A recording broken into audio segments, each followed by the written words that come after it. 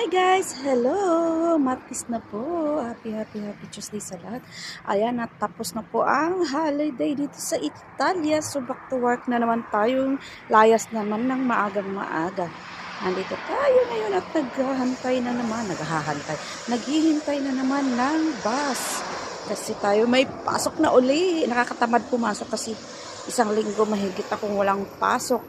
Dahil nga bakasyon dito. So, ngayon unang araw ng pasukan na naman, kaya medyo tamad pang gigising ng maaga, lalo ngayon mas malamig talaga ngayon dahil dito sa Italia mas malamig talaga January at February.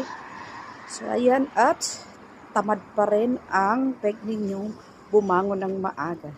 Kaya ayan, tignan natin mamaya kung anong mangyayari dahil kababalik lang ng mga alaga ko mula sa bakasyon. Siguradong daming kalat at labahin, kaya bye. Love you.